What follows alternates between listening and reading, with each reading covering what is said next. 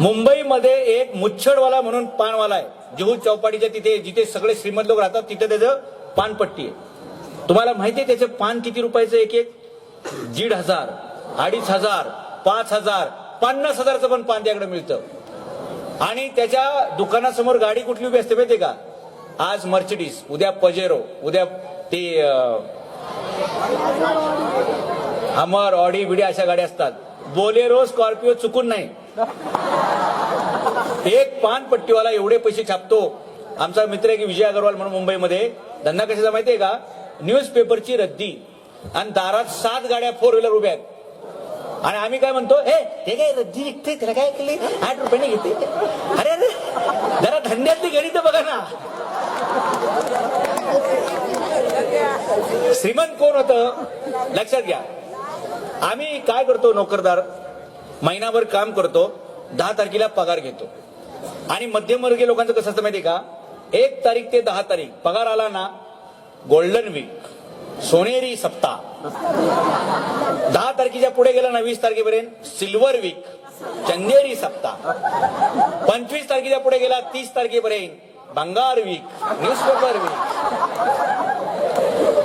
आमचं महिन्यात 3 ऋतू.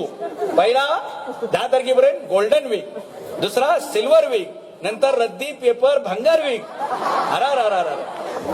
ही अवस्था काय? कारण 30 दिवस काम केल्यावर 1 दिवस पगार मिळतोय. धंद्यावाल्याचं कसं आहे, तो वस्तू घेतो सकाळी, संध्याकाळी विकतो, श्रीमंत होतो. दुसरा धंद्यावाला आहे, सकाळी वस्तू घेतो, दुपारपर्यंत विकतो. तिसरा धंद्यावाला आहे, सकाळी 6ला वस्तू घेतो, सकाळी 8ला विकतो. चहावाला याच्यापेक्षा जास्त श्रीमंत का होतो माहितीये का? आत्ता बनवतोय, आत्ता विकतोय. पैसे गणित आहे इसमें.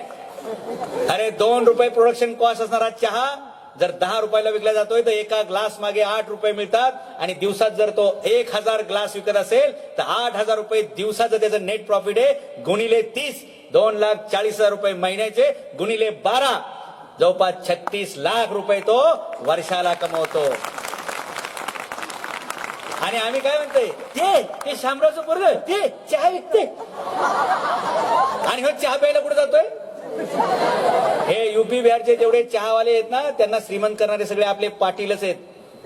त्या नाक्यावर त्या टपरीवर बसायचं, गावातले 4-5 टोळकं गोळा होते. काय पाटील पाटील म्हणलं की बसा पोरांनो, मागवा चहा. लगेच 5-25 चहा मागवले. झालं. लक्षात घ्या, श्रीमंत कोण उद्योजक होतो माहितीये का? समजा तुम्ही एक वस्तू घेतली, 1 वर्षाने विकली, एवढा धंद्याचं गणित चांगलं नाहीये. वस्तू घ्या, 1 महिन्याने विका, धंद्याचं गणित चांगलं नाही. वस्तू घ्या, आठवड्याने विका, धंद्याचं गणित चांगलं नाही. धंद्याचं गणित कुठलं चांगलं माहितीये का? सकाळी घ्या, संध्याकाळपर्यंत विकून झालं पाहिजे. त्याला म्हणतात स्पीड ऑफ ट्रान्झॅक्शन. काय म्हणतात त्याला? Speed of transaction. देवाण घेवाणीचा वेग, देवाण घेवाण. बरोबर. मग जो धंदा करतो ना, तोच मर्सिडीज, ऑडी, पजेरो घेतो. आणि जो नोकरी करतो ना, BRT कधी चालू होती, बस किती वाजता येणार आहे, ट्रेन किती वाजता आहे, आणि मग त्याच्यामध्ये धक्के मारून मारून चढतंय. आणि देहू रोड ते पार पुणे स्टेशन लटकेश लटकेश.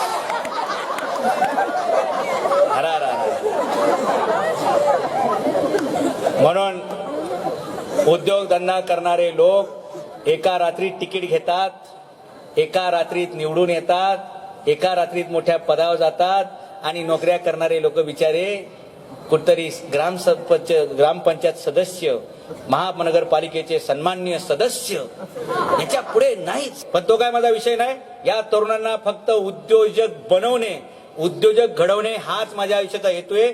आणि म्हणून जेव्हा मोर्चे निघाले, लोक टीव्हीला इकडे तिकडे काय दिसत होते, ते मोर्चांचं विश्लेषण करता करता माझ्या लक्षात आलं, हे मराठा क्रांती मोर्चावाले असतील, हे ओबीसी क्रांतीवाले असतील, हे बहुजन क्रांतीवाले असतील, या सगळ्यांच्या प्रश्नाची जर तड लावायची असेल, या सगळ्यांच्या प्रश्नाला उत्तर द्यायचं असेल, तर त्याला एकच काम आहे, आणि ते म्हणजे या लोकांना उद्योजकता शिकवणे, यांना उद्योजक बनवणे. जेणेकरून एक उद्योजक घडवला तो 5-25 हातांना नोकऱ्या देईल. आणि म्हणून मी दर महिन्याला एक उद्योजक शिबिर पुण्यामध्ये, लोणावळामध्ये, नगरमध्ये, नाशिकमध्ये घेतोय. भाषण करणं सोपं आहे बरं का. हम ये करेंगे, हम वो करेंगे, हमें ये देखना है, हमें वो देखना है. अब तू क्या करता है वो हमको देखना है.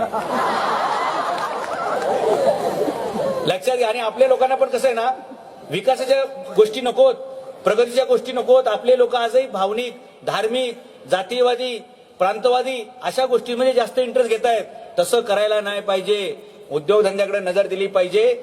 मी तुम्हाला सांगत होतो, स्पीड ऑफ ट्रान्झॅक्शन, वस्तू घेतली त्या दिवसात विकली गेली पाहिजे.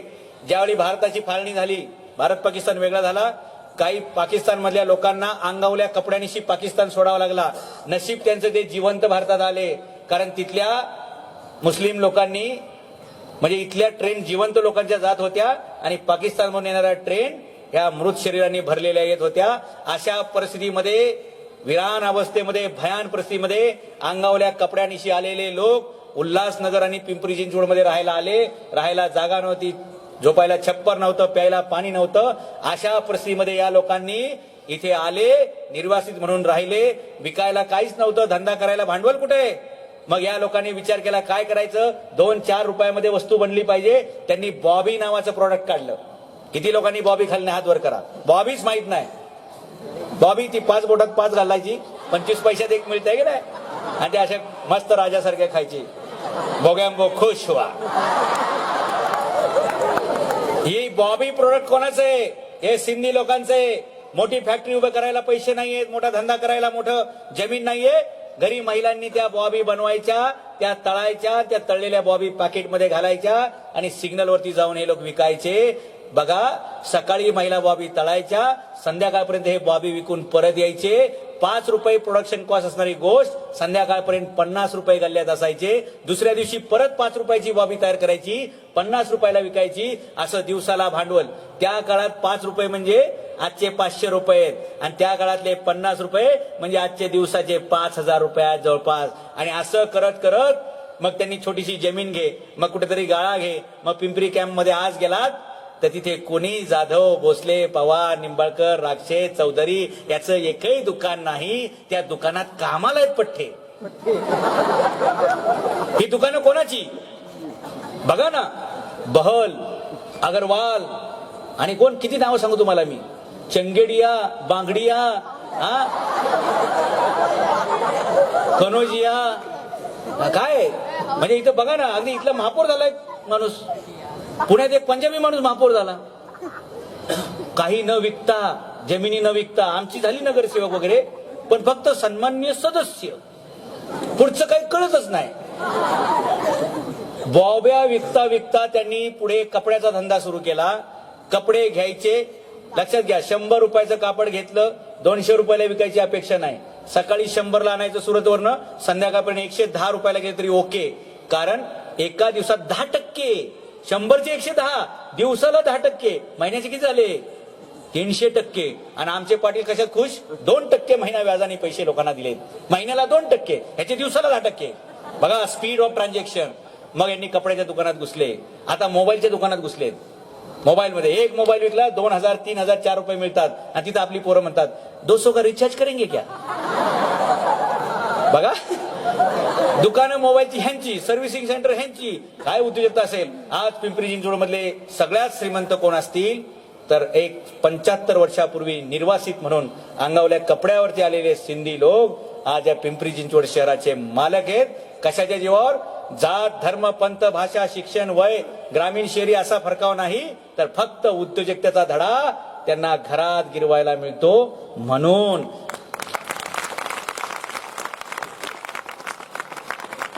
तुम्ही सगळ्यांनी लहानपणी त्या लेमन गोळ्या खाल्ल्या असतील ना, दूध गोळ्या खाल्ल्या असतील ना, हे त्यांचंच प्रोडक्ट आहे. खायला आपणच आहोत सगळे, विकायला ते आहेत. आपण सगळे भावकी खावकी. विकायचं काय? काय ना.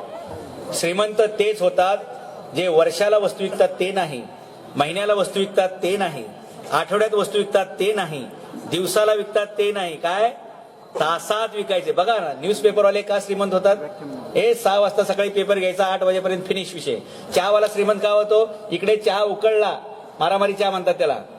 आपले लोक चहावरच मारामारी करतात, हे मारामारी चहा विकतात. चहा विकतात, इकडे चहा बनवायचा, इकडे कटिंग द्यायची, ह्याचं पिऊन झालं की ते ग्लास विसळायचे, लगेच दुसरं कस्टमर तयार असते. असं त्याचा दिवसभर मीटर चालू असतो. आणि हा माणूस प्रचंड पैसे कमवतो. नंतर कळतं याचा हिंजेवडीमध्ये 1200 स्क्वेअर फूटचा फ्लॅट आहे आणि त्याची किंमत 2.5 कोटी आहे. आणि आपण काय म्हणतो, माझा रुपीनगरमध्ये 1 BHK फ्लॅट आहे, किंमत किती, 20 लाख. आणि कसे देणार आहे, 20 वर्षांनी, हप्त्यानी, इन्स्टॉलमेंट. अरे मराठी माणसा, असं हप्त्यावर जगायचं सोडून दे. वाघासारखा तू जन्माला आलायस, वाघासारखं शिक्षण घे आणि वाघासारखा तू विकास कर. त्याचा मार्ग एकच आहे, तू राज्य होऊ शकतोस, राज्य उभं करू शकतोस, स्वतःचं साम्राज्य उभं करू शकतोस. फक्त नौकरी के चंगुल से छूट और उद्योग धंधे के रास्ते पे निकल चल, मंजिल तेरी अपने आप तैयार होगी.